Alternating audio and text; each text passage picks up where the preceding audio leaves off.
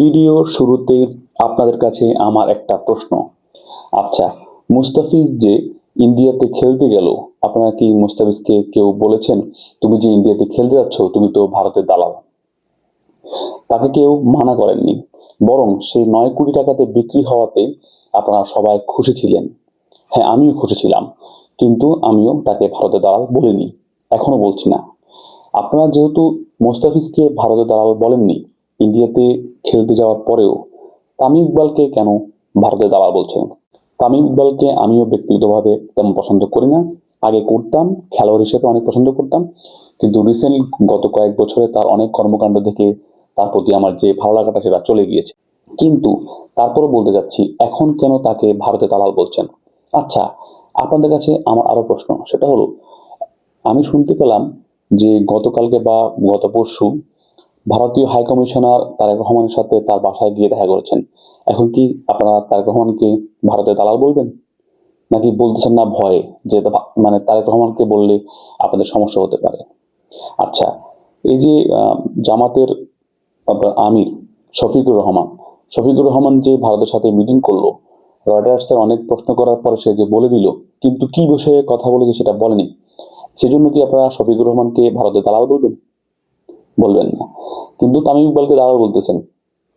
খেলতে গেল মুস্তাফিজ ইন্ডিয়াতে, মুস্তাফিজকে কিন্তু আপনারা কেউ দালাল বলতেছেন না, বলতেছেন তামিম ইকবালকে। আচ্ছা, আমাদের দেশে যে যেরকম উগ্র লোক আছে, যেমন দীপু বিশ্বাস বা দীপু নামে একজনকে, যে হিন্দু একজনকে মেরে পুড়িয়ে ফেলা হলো, এটা কি ঠিক হয়েছে? আমি সাধারণ মানুষ হিসেবে বলেন, ঠিক হয়েছে? এটা উগ্রবাদীদের কাজ। পরবর্তীতে তদন্ত করে পাওয়া গেল সে ধর্মীয় অবমাননাকর কোনো কিছুই বলেনি। সে যদি ধর্ম অবমাননা না করে তাকে কেন মারা হলো?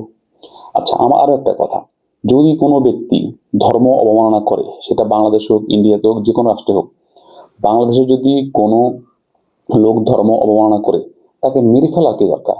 তাকে ধরে পুলিশে দিয়ে দেন, সে জেল খাটুক, তার একটা শিক্ষা হোক, সে আর জীবনে এই কাজটা করবে না। একই একই কাজ যদি ইন্ডিয়াতে হয়, কেউ যদি ধর্ম অবমাননা করে, যদি কোনো মুসলমান হিন্দু ধর্ম অবমাননা করে, কোনো হিন্দু মুসলমান ধর্ম অবমাননা করে, তাহলে তাকে ধরে পুলিশে দিয়ে দেন, সে জেল খাটুক, জেল খেটে শিক্ষা নিয়ে বের হোক।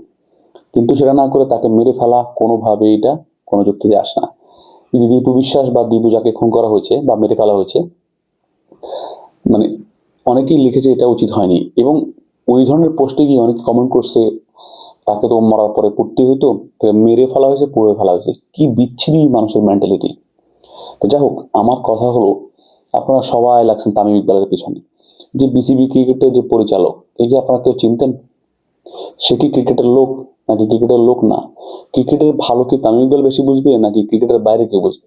আচ্ছা, আচ্ছা, মানলাম তামিম ইকবাল, আপনাদের কথা অনুযায়ী মানলাম তামিম ইকবাল ভারতের দালাল।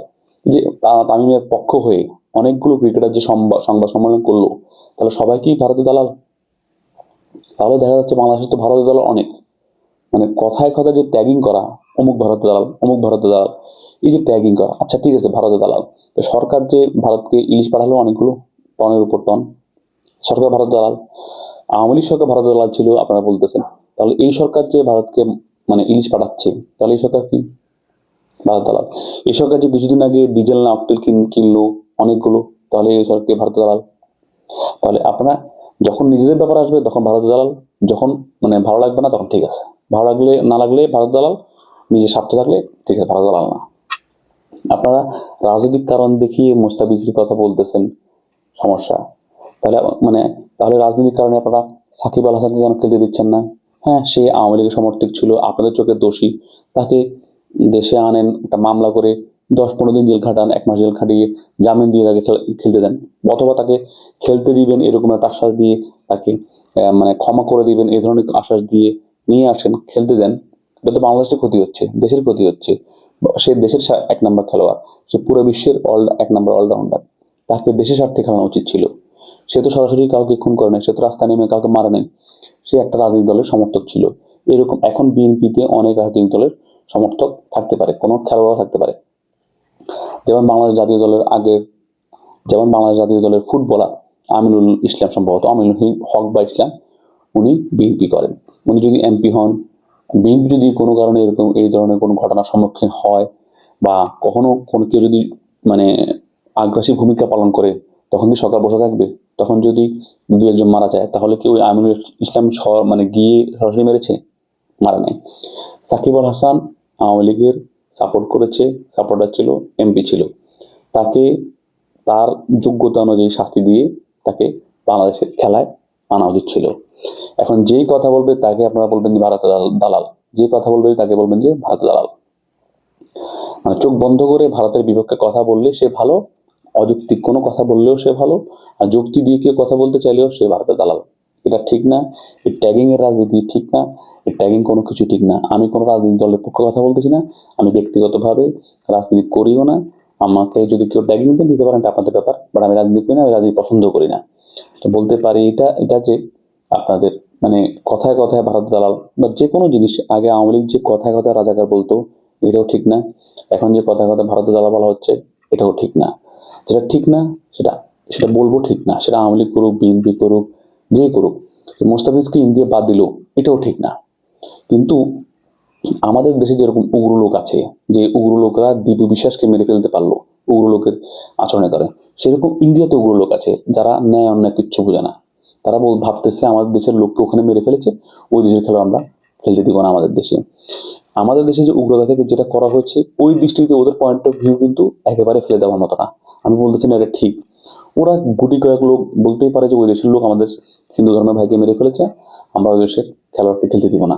এটার প্রেক্ষিতে যে ইন্ডিয়ার মানে ক্রিকেট বোর্ড বা আইপিএল যে তাকে খেলতে দিল না, এটা সবচেয়ে মানে ভুল হয়েছে। মানুষ আন্দোলন করতে পারে, টুকটাক কথা বলতেই পারে, এটার পরিবর্তে তাকে না খেলতে দেওয়া এটা একেবারে বাচ্চা সুলভ আচরণ হয়েছে, ইনম্যাচিওর আচরণ হয়েছে। সেক্ষেত্রে বাংলাদেশ যে ডিসিশন নিয়েছে যে ইন্ডিয়াতে নিরাপত্তাহীনতা যে ব্যাপারটা খেলতে না চাওয়া, এটাও আবার যৌক্তিক। কারণ একজন মোস্তাফিজকে তারা নিরাপত্তা দিতে পারবে না, তাহলে পুরো বাংলাদেশকে কিভাবে নিরাপত্তা দিবে? তো সেক্ষেত্রে বাংলাদেশের খেলাটা ইন্ডিয়াতে না হয় শ্রীলঙ্কাতে হোক, কোনো সমস্যা নেই, বা অন্য দেশে হোক যেখানে নিরাপত্তা ভালো বাংলাদেশের জন্য, সেখানেও সমস্যা নেই। আগে খেলোয়াড়দের নিরাপত্তা, তারপর অন্য কিছু। কথা হচ্ছে, মূল কথা হচ্ছে কাউকে সম্পূর্ণ না জেনে না বুঝে সরাসরি ভারতের দালাল বলবেন না। এখন তারেক রহমানের সাথে যে দেখা করলো ভারতীয় হাইকমিশনার, যদি দেখা করে থাকে, যদি কথাটা সত্যি হয় এবং দেখা করতেই পারে, করলে কি তারেক রহমান ভারতের দালাল হয়ে গেল? তাহলে শফিকুর রহমান জামাতের আমির কি ভারতের দালাল হয়ে গেল? কথায় কথা দালাল বললে আপনি আজকে যাকে দালাল বলতেছেন সে কিন্তু আপনাকেও দালাল বলতে পারবে ওই একই কারণ দেখিয়ে। তো জামাতের লোকরা যদি মানে বিভিন্ন লোককে দালাল বলেন, আপনাদেরকেও সবাই দালাল বলতে পারবে, কারণ তারাও আপনাদের আমিরও মিটিং করেছে ইন্ডিয়ার সাথে। সো কেন আমরা ট্যাগিং করব? কেন একজনকে কথায় কথায় অমুকের দালাল, অমুকের দালাল, ভারতের দালাল, পাকিস্তানের দালাল? কোনো দালালই না, সবাই বাংলাদেশের দালাল। সো আমার একটা অনুরোধ, ট্যাগিং করবেন না।